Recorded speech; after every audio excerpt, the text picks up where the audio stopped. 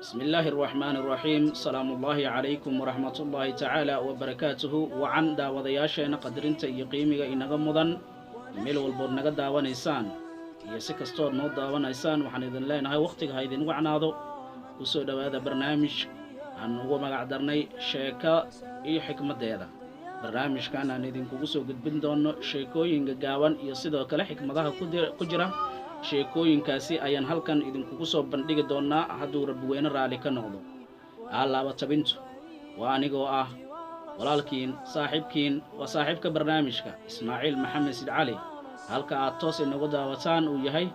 channelka YouTube-ka ee Ismaaciil Aqila fadlan walaal haddaad nagu cusub tahay channelka subscribe saar sidoo kale haddaad barnaamijyadeena ka heshay like haddaadan ka helinna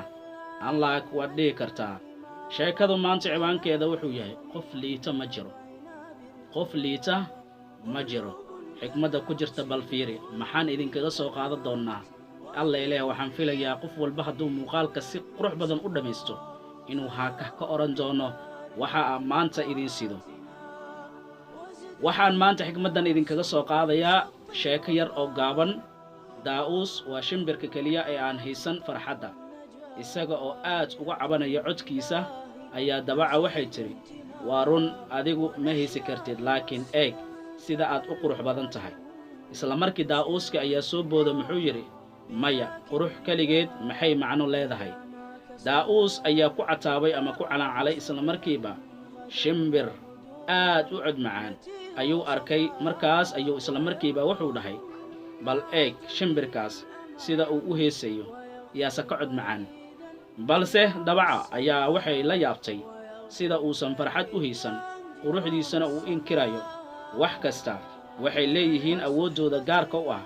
tusaale dabacadii ayaa dhehaysa tusaale gorgorku wuxuu leeyahay awood oo waa shimbirka ugu xooggan adiguse waxaad leedahay quruxda shimbirkaasna wuxuu leeyahay codka macaan xikmadda marka ku jirta sheekadan aan maanta idinkugu soo qaatay halkanna aan idinkugu soo bandhigayo waatan bal nala dhegaysta insha allahu tacaala hana ka iloowina channelka inaad subscribe dhaadaan like-ta aad saartan haddaad ka hesheen sidoo kale aad sii share garaysaan muuqaalada si degdeg u gaaro xikmadda sheekadan ayaa ku jirta ayaa waxay tahay ma jiro qof liita laakiinse waxaa jira qof aanan aqoonin wax uu ku fiican yahay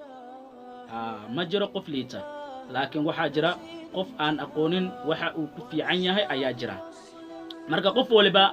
ilaahay dhinac ayuu wax ka siiyey ama dhinac ayuu ku fiican yahay marka sidaa daraaddeed adigaas aqoonin meesha aad ku wanaagsan tahay mooyee bal way jirtaa waxyaabo aad ku fiican tahay qof liitana qof ah